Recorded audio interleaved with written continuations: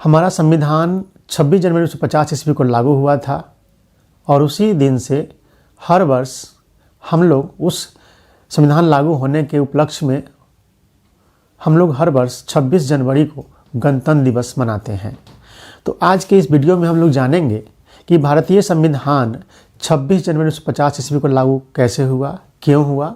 यह बनकर तैयार तो हो गया था 26 नवंबर 1949 ईस्वी को ही, लेकिन यह 26 जनवरी 1950 को लागू क्यों किया गया और लागू करने के पीछे क्या कारण रहा। और जब लागू किया गया जिस दिन से, यानी 26 जनवरी 1950 को जब लागू किया गया, उस दिन से हमारा देश एक गणराज्य बन गया।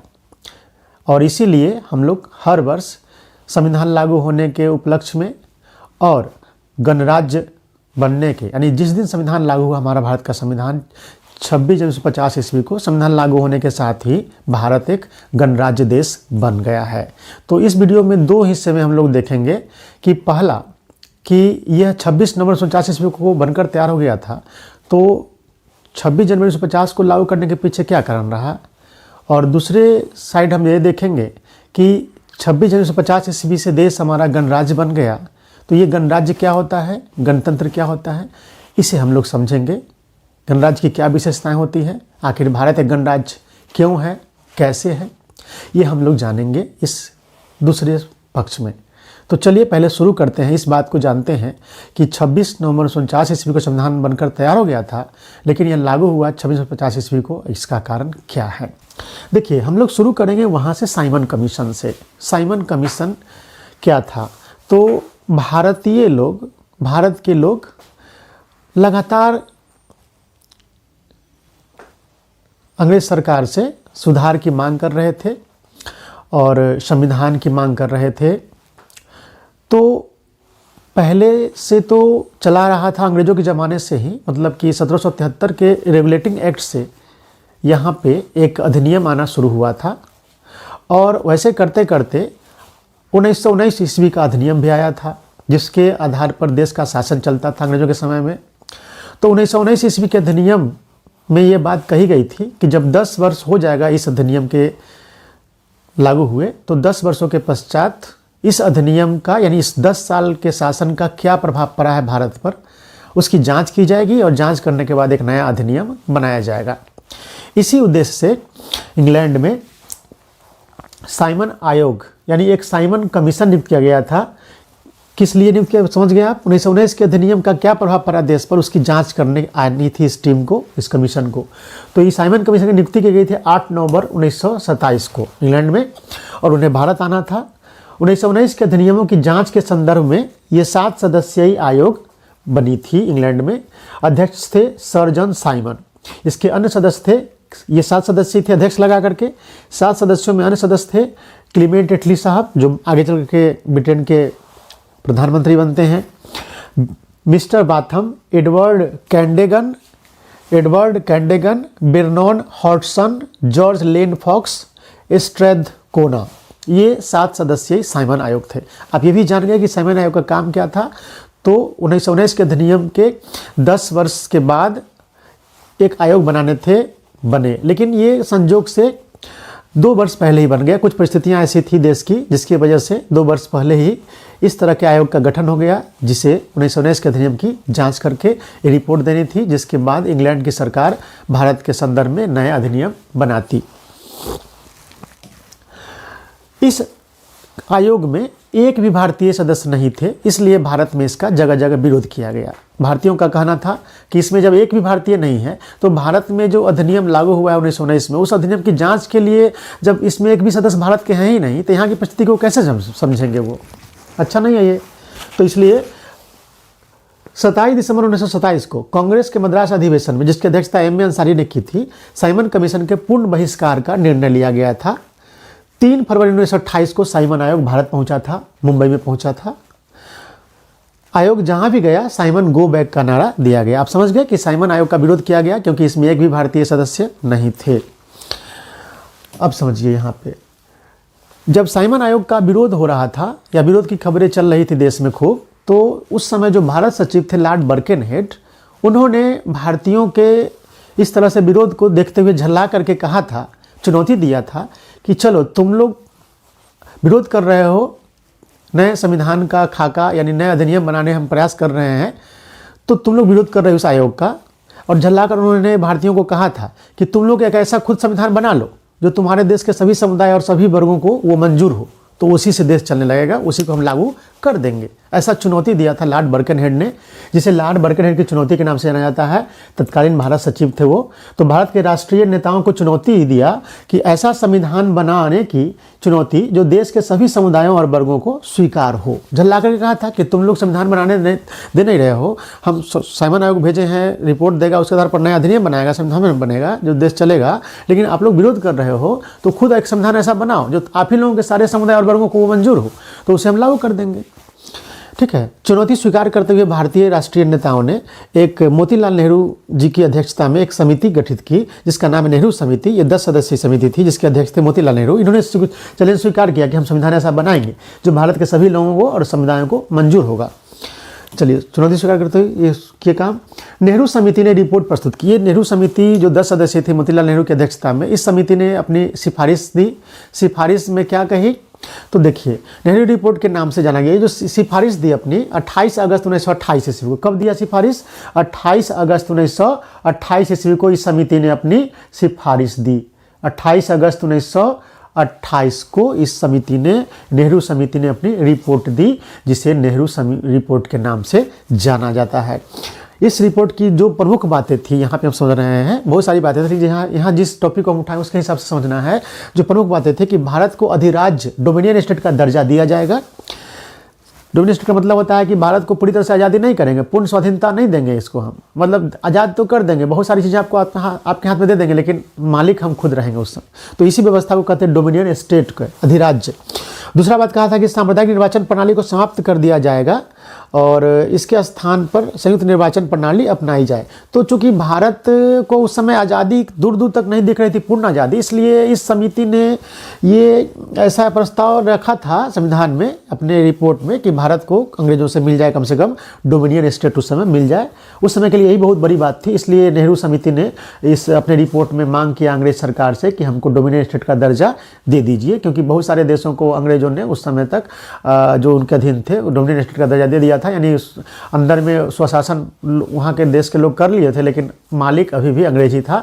तो उसी तरह का दर्जा भारत के लोग, यानी ये नेहरू रिपोर्ट मांग किए थे अंग्रेज सरकार से कि हमको डोमिनियन स्टेट का दर्जा दे दीजिए।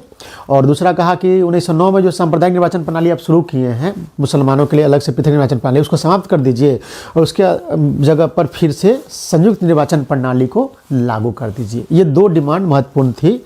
अब समझ सकते हैं, चूंकि बर्कनहेड ने चुनौती भी इसलिए दी थी कि भाई ये लोग के तो अपने एकता नहीं है, मुस्लिम लीग अलग रखता है और कांग्रेस पार्टी में बनती नहीं है, तो ये लोग संविधान ऐसा बनाएंगे तो अपने अपने हिसाब से बनाना चाहेंगे, तो ऐसा बनेगा संविधान जो ये लोग खुद स्वीकार नहीं कर पाएगा, एक न लोग इसे रूठे रहेंगे, तो ये लागू कभी हो ही नहीं पाएगा। वो तो बर्कनहेड चाहता था, ऐसा ही जानता था वो, इस बात को एहसास था उसको, और यही हुआ। देखिए, ये जो 2 बातें हुई कि भारत को अधिराज्य बनाया जाएगा, इस पर आगे चल के हम बात करते हैं कि इसका क्या असर हुआ, इस रिपोर्ट की क्या हालत हुई। और सांप्रदायिक निर्वाचन प्रणाली को समाप्त करके जब सामान्य निर्वाचन प्रणाली यानी संयुक्त निर्वाचन प्रणाली जब लाने का ये सिफारिश दिया इस रिपोर्ट में, तो क्या हुआ आगे सो देखते हैं हम लोग।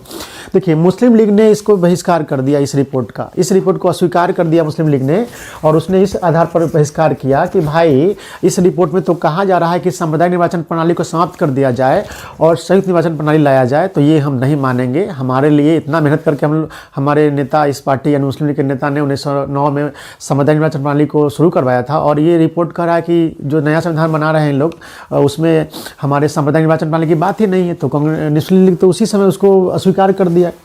अब कांग्रेस में क्या हुआ इस रिपोर्ट पर? कांग्रेस के जो वरिष्ठ नेता थे वो लोग चाहते थे कि ये रिपोर्ट पर ही आगे बढ़े देश, लेकिन युवा वर्ग के नेता, यानी उस समय जो युवा थे, चूँकि इस रिपोर्ट के जो अध्यक्ष थे वो तो मोतीलाल नेहरू थे, और उनके जो लड़के थे जवाहरलाल नेहरू जी और सुभाष चंद्र बोस जी, जो तो ये लोग युवा थे उस समय, एकदम नौजवान थे इन लोग। तो इन लोगों ने ये डोमिनियन स्टेट वाला जो प्रस्ताव था उससे इन लोग गुस्सा दिखाया, कहा कि डोमिनियन स्टेट हमको नहीं चाहिए, हमको पूर्ण स्वतंत्रता चाहिए, है ना। और इसीलिए बुजुर्ग लोग इनकी बात को उस समय नहीं माने, और इन लोगों ने इसीलिए गुस्सा होकर के कि भाई डोमिनियन स्टेट हमको नहीं चाहिए, हमको चाहिए पूर्ण स्वाधीनता चाहिए, और इसलिए इन्होंने भारतीय स्वतंत्रता लीग का गठन किया था पंडित जवाहरलाल नेहरू और सुभाष चंद्र बोस ने उस समय, यानी कि कांग्रेस के बुजुर्ग नेताओं के विरोध में। देखिए क्या होता है फिर, कांग्रेस का कलकत्ता अधिवेशन हुआ 1928 ईस्वी में। इसी बात को लेकर के नेहरू रिपोर्ट पर जो चर्चा हुई उसमें क्या हुआ कि नेहरू रिपोर्ट को कलकत्ता, मुस्लिम ने तो अस्वीकार कर दिया, आप लोग जान ही गए। कांग्रेस पार्टी में क्या हुआ हलचल वो देख रहे हैं हम। युवा वर्ग ने शुरू से ही इस रिपोर्ट को कहा कि ये ठीक नहीं है, डोमिनेटेड अच्छी बात नहीं है। तो कांग्रेस का कलकत्ता अधिवेशन 1928 जो हुआ उसमें क्या हुआ, नेहरू रिपोर्ट को स्वीकार कर लिया गया कांग्रेस पार्टी के द्वारा। लेकिन कांग्रेस का युवा नेतृत्व जो है असंतोष दिखाया और कहा कि पूर्ण स्वराज या पूर्ण स्वतंत्रता का लक्ष्य घोषित किया जाए, हम डोमिनेटेड स्टेट के पक्ष में नहीं हैं। देख रहे हैं ना, युवा वर्ग गुस्से हो रहे हैं डोमिनेटेड स्टेट के दर्जा से। नेहरू रिपोर्ट में कांग्रेस का भी एक युवा वर्ग जो है विरोध कर रहा है डोमिनेटेड स्टेट का, और मुस्लिम लीग तो पहले ही विरोध कर दिया है कि संवैधानिक निर्वाचन प्रणाली समाप्त कर दीजिएगा, तो हम पसंद नहीं करेंगे इस रिपोर्ट को, इस संविधान को हम मानवे नहीं करेंगे, हमको चाहिए संवैधानिक निर्वाचन प्रणाली बना रहे, हमको संयुक्त निर्वाचन प्रणाली नहीं चाहिए। तो ये चीज़ समझ गया। तो कांग्रेस पार्टी ने अधिवेशन में प्रस्ताव पारित कर दिया, लेकिन युवा वर्ग असंतोष व्यक्त कर रहा था। तो फिर देखिए क्या होता है, युवा वर्ग, देखिए महात्मा गांधी तथा मोतीलाल नेहरू जैसे नेता ने कहा, जो बुजुर्ग लोग थे, कि डोमिनेटेड की मांग हम काफ़ी मेहनत से यहाँ तक पहुँचे हैं कि डोमिनेटेड का दर्जा भी मिल जाए कम से कम, इसलिए ब्रिटिश सरकार को कम से कम इसके लिए 2 वर्ष का मौका दीजिए, ताकि ब्रिटिश सरकार भारत में डोमिनेटेड लागू कर दे और हमको उसका दर्जा मिल जाए। उन लोग समझते थे कि बहुत ये परेशानी से तो हम इसको प्रस्ताव तैयार किए हैं, अंग्रेजों के सामने रखनी है, तो क्यों इसको हम मौका देते हैं ब्रिटिश सरकार को 2 साल का मौका, 2 साल में इनको देना है डोमिनेटेड स्टेट। तो युवा वर्ग और गुस्सा रहा था कि आप मौका दे रहे हैं 2 साल का।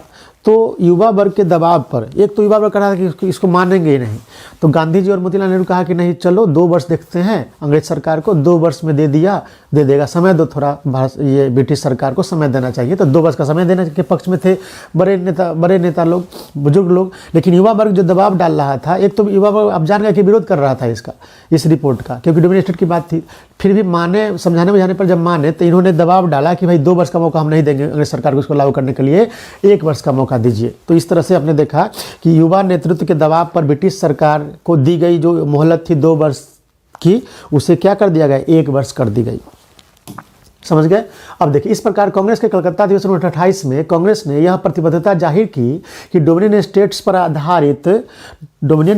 पर आधारित संविधान को सरकार ने यदि 1 वर्ष के अंदर पेश नहीं किया, तो कांग्रेस न केवल पूर्ण स्वराज्य को अपना लक्ष्य घोषित करेगी, बल्कि इस लक्ष्य की प्राप्ति हेतु वह सविनय अवज्ञा आंदोलन भी प्रारंभ करेगी। यानी युवा वर्ग के जो गुस्सा से, दबाव से, जो 2 वर्ष का समय देना चाहते थे मोतीलाल नेहरू, महात्मा गांधी जी, उसे 1 वर्ष किया गया।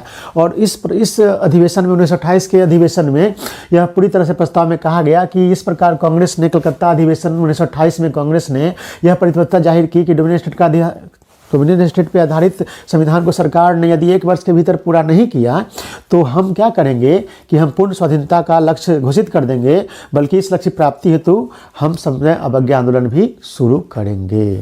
ये प्रस्ताव पारित किया गया। शुरू नहीं हुआ, अभी लक्ष्य घोषित नहीं किया गया, लेकिन कहा गया कि 1 साल के अंदर में अगर डोमिनेटेड स्टेट वाला प्रावधान अगर नहीं देगी ना, तब हम पूर्ण स्वाधीनता का लक्ष्य घोषित कर देंगे, और पूर्ण स्वाधीनता का लक्ष्य जो घोषित करेंगे उसको प्राप्ति के लिए हम एक सविनय अवज्ञा आंदोलन भी हम शुरू कर देंगे। अब देखिए क्या हुआ, इस पर लॉर्ड इरविन ने क्या कहा। देखिए, उधर घटना थी ना, आपको देख रहे हैं कि इधर घटना थी, अब देख रहे हैं कि नेहरू रिपोर्ट के बाद क्या घटना हुआ। तो अब क्या हुआ सो देखिए। अब हुआ कि 31 अक्टूबर का डेट आया 1929 ईस्वी, चूँकि ये दिसंबर 1928 में ये अधिवेशन हुआ था कलकत्ता में, जिसमें कांग्रेस पार्टी ने 1 साल का समय दिया था। लेकिन जब 1 साल बीतने को होने था, तो क्या आता है जवाब अंग्रेज सरकार के प्रतिनिधि के माध्यम से, जो गवर्नर जनरल थे उस समय, लॉर्ड इरविन घोषणा करते हैं 31 अक्टूबर 1929 को। देखिए, साल भर पूरने वाला है, तो ये लोग तो साल भर का समय दिए थे, लेकिन साल भर से 2-3 महीना पहले क्या हो रहा है खेल देखिए। 31 अक्टूबर 1929 ईस्वी को जैसे ही साइमन कमीशन अपनी रिपोर्ट प्रस्तुत कर देगा, एक गोलमेज सम्मेलन बुलाया जाएगा। अब देखिए, चूंकि साइमन कमीशन भी तो भारत में वो काम कर रही थी ना, तो लॉर्ड इरविन कहा क्या कि लॉर्ड इरविन ने क्या कहा 1929 ईस्वी में 31 अक्टूबर को, कि जैसे ही साइमन आयोग की रिपोर्ट आ जाएगी ना, तब जा कर के हम इस तरह का कदम आगे बढ़ाएंगे, और इसके लिए कि डोमिनेटेड स्टेट पर क्या करना है उसके लिए हम गोलमेज सम्मेलन बुलाएंगे। उसमें फैसला होगा कि डोमिनेटेड स्टेट आपको कब मिलेगा, नहीं मिलेगा, ये चीज़ होना के। यानी देख रहे हैं कैसे अंग्रेज पीछा हट रहे हैं, डोमिनेटेड स्टेट भी नहीं देना चाह रहे थे। देख रहे हैं, खुल के कुछ बोल रहे हैं, कह रहे हैं कि साइमन आयोग की रिपोर्ट आ जाएगी ना, तब जा करके हम इसको लागू करेंगे। बाद में संविधान आयोग की रिपोर्ट आती है, फिर भी ये लोग ये करते रहते हैं। तो अब देखिए इस पर, देखिए दिल्ली घोषणा पत्र, जब लॉर्ड इरविन ने जब 1 साल पूरा होने वाला था तो लोग ये इस तरह से ना मतलब कि हट के बयान दे रहे थे कि हम जब साइमन आयोग का रिपोर्ट आएगा तब हम इस पर आगे काम करेंगे और इसके लिए एक गोलमेज सम्मेलन बुलाएंगे, उसमें चर्चा किया जाएगा डोमिनियन स्टेट के बारे में कि क्या किया जाए। इस पर दिल्ली के जो राष्ट्रीय नेता थे, दिल्ली में जो रहते थे राष्ट्रीय नेता, उसने सभी देश के भर के नेताओं को बुलाया और उन लोगों ने एक मीटिंग की और उसी मीटिंग में जो प्रस्ताव पारित किया अंग्रेजों के सामने लॉर्ड इरविन की घोषणा के बाद, वो क्या हुआ देखिए, उसे बोलते हैं दिल्ली घोषणा पत्र। तो दिल्ली घोषणा पत्र जो हुआ वो 2 नवंबर 1929 को हुआ। यह बात स्पष्ट हो जानी चाहिए इसमें क्या किया गया दिल्ली घोषणा पत्र में, यानी लॉर्ड इरविन की घोषणा में कि हम गोलमेज सम्मेलन बुलाएंगे, साइमन आयोग की रिपोर्ट के बाद तब देंगे हम ये सब चीज़ पर चर्चा करेंगे। इस पर गुस्सा होकर राष्ट्रीय नेता ने क्या किया कि 2 नवंबर 1929 ईस्वी को यह बात स्पष्ट हो जानी चाहिए कि गोलमेज सम्मेलन का उद्देश्य इस बात पर विचार विमर्श नहीं होगा कि किस समय डोमिनियन स्टेट दिया जाए, बल्कि इस बैठक में इसे लागू करने की योजना बनानी होगी। यानी कि दिल्ली घोषणा पत्र में राष्ट्रीय नेताओं ने कहा कि गोलमेज सम्मेलन बुलाइएगा तो ठीक है, अब उस समय भी यही बात कही कि कब लागू करेंगे, क्या उस पर चर्चा नहीं करेंगे। जब गोलमेज सम्मेलन बुलाइएगा तो उसमें साफ साफ होने चाहिए कि इसकी योजना क्या होगी, यानी लागू कर देनी है, उसकी योजना बतानी है कि कैसे लागू करनी है। ये फिर नहीं बताइएगा कि कब कैसे ये कब लागू करेंगे, ये सब नहीं, आपको लागू करना है और योजना बतानी है गोलमेज सम्मेलन में कि इसे कैसे लागू करनी है, योजना बतानी है आपको। ये नहीं कि अब गोलमेज सम्मेलन भी कहिएगा कि हम कब लागू करेंगे, समय बताएंगे, ये सब नहीं चलेगा। आपको गोलमेज सम्मेलन जब बुलाइएगा तो आपको क्या करना होगा, डोमिनियन स्टेट का दर्जा देना होगा और उसकी योजना बतानी होगी कैसे देना हो, कब नहीं कैसे देना वो देना होगा। और ये जो दिल्ली घोषणा पत्र में जो अपना इच्छा जाहिर की है यहाँ के नेताओं ने, उसके विरोध में लॉर्ड इरविन ने क्या कहा कि इन मांगों को अस्वीकार कर दिया, यानी कि गोलमेज सम्मेलन में जो डोमिनियन स्टेट देने की बात इन लोगों ने दिल्ली घोषणा पत्र में कहा उसको अस्वीकार कर दिया लॉर्ड इरविन ने 23 दिसंबर 1929 ईस्वी को। ठीक है, अब आ जाइए, अब जैसे ही 23 दिसंबर 1929 ईस्वी को लॉर्ड इरविन के रवैये से पता चल रहा है कि ये डोमिनियन स्टेट भी नहीं देने वाले हैं, तब जाके क्या हुआ देखिए, और लगे हाथ 29 दिसंबर से लाहौर में हमारा कांग्रेस पार्टी का अपने देश की जो उस समय पार्टी थी, बहुत बड़ी पार्टी, कांग्रेस पार्टी का सम्मेलन बुलाया गया। 29 से 31 दिसंबर 1929 ईस्वी को लाहौर में रावी नदी के तट पर कांग्रेस का अधिवेशन शुरू हुआ और इस अधिवेशन की अध्यक्षता पंडित जवाहरलाल नेहरू ने की। प्रमुख बातें क्या हुआ, पूर्ण स्वराज्य को कांग्रेस ने अपना मुख्य लक्ष्य घोषित कर दिया और इसका प्रस्ताव पारित किया। चूंकि एक वर्ष खत्म हो गया था, दिसंबर 1928 में एक वर्ष का मौका दिया था और दिसंबर 1929 आ गया, एक वर्ष में इंग्लैंड सरकार ने कुछ भी नहीं किया कि डोमिनियन स्टेट देंगे कि नहीं देंगे, कुछ चर्चा ही नहीं करना चाह रहा, देने के पक्ष में नहीं था। इसलिए 1929 ईस्वी के लाहौर अधिवेशन में कांग्रेस पार्टी ने पंडित जवाहरलाल नेहरू के पहल पर महत्वपूर्ण भूमिका अदा करने के साथ ही कांग्रेस पार्टी ने पूर्ण स्वराज का प्रस्ताव पारित कर दिया। क्वेश्चन पूछता है कि पूर्ण स्वराज का प्रस्ताव पारित करने में किनकी महत्वपूर्ण भूमिका रही थी, पंडित जवाहरलाल नेहरू की, जो कि अध्यक्षता कर रहे थे।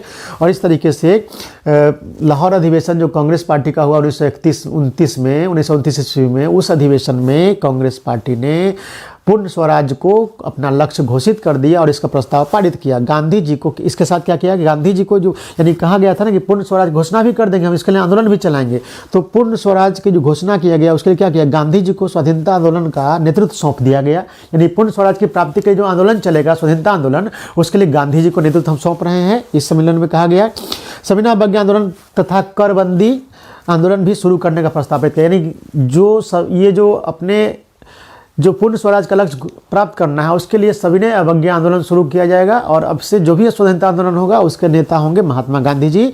और सविनय अवज्ञा आंदोलन और करबंदी आंदोलन शुरू करने का प्रस्ताव भी पारित किया गया 1919 के लाहौर अधिवेशन में।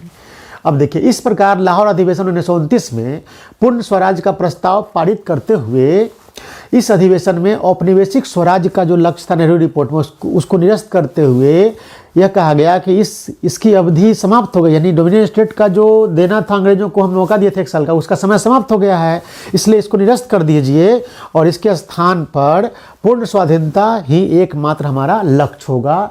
पूर्ण स्वाधीनता यानी पूर्ण स्वराज हमें चाहिए। अब डोमिनियन स्टेट का समय तो समाप्त हो गया, अगर देता 1 साल में तो हम लोग उससे संतुष्ट होते, लेकिन अब तो वो भी देने के मूड में नहीं है, तो हम लोग एक कदम और आगे बढ़ेंगे, हमको पूर्ण स्वराज्य चाहिए। इस तरह से नोट में देखिए यहाँ पे कि 26 जनवरी क्या हुआ कि इसी स्वाधीनता जो ही एकमात्र लक्ष्य होगा, इसी दिन क्या किया गया 1930 को ये जो अधिवेशन हो रहा था 1929 में एक संकल्प व्यक्त किया गया कि भाई 26 जनवरी जो आगे आएगा यानी 31 दिसंबर को तो ये अधिवेशन समाप्त हुआ था 1929 ईस्वी में। तो 26 जनवरी 1930 ईस्वी को इस अधिवेशन में एक प्रस्ताव पारित किया गया कि हम लोग जो आंदोलन स्वतंत्रता चलाएंगे उसके लिए 26 जनवरी जो आगे आने वाला है यानी 1930 ईस्वी को पूरे देश में हम लोग प्रथम स्वाधीनता संग्राम मनाएंगे। यानी कि आज़ादी की लड़ाई के लिए, यानी स्वतंत्रता के लिए, पूर्ण स्वराज के लिए, एक मोटिवेशन के लिए हम 26 जनवरी को पूरे देश में हम स्वतंत्रता दिवस मनाएंगे, ताकि हमारे देश के सभी जो आंदोलनरत हैं लोग वो उससे मोटिवेशन लेंगे और हर साल हम 26 जनवरी को झंडा फहराएंगे और उस दिन को स्वतंत्रता दिवस मनाएंगे, ताकि हम जल्दी से आज़ादी प्राप्त कर ले इस प्रेरणा के साथ। और इसलिए इस अधिवेशन में 1929 के लाहौर अधिवेशन में 26 जनवरी 1930 ईस्वी को पूरे राष्ट्र में प्रथम स्वतंत्रता संग्राम मनाने का भी संकल्प व्यक्त किया गया था 1929 के लाहौर अधिवेशन में। और इसी संकल्प के आधार पर 26 जनवरी 1930 ईस्वी को पूरे देश में देखिए प्रथम स्वाधीनता दिवस मनाया गया।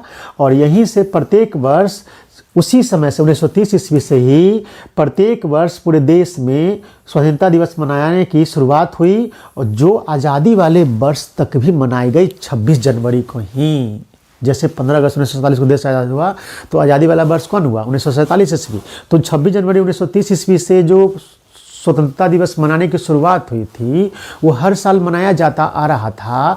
और 1947 में भी जो 26 जनवरी आया था उस दिन भी हम लोग मनाए थे पूर्ण स्वाधीनता दिवस, यानी स्वतंत्रता दिवस मनाया गया था। लेकिन संजोग देखिए कि देश तो आज़ाद हो गया 15 अगस्त 1947 को ही।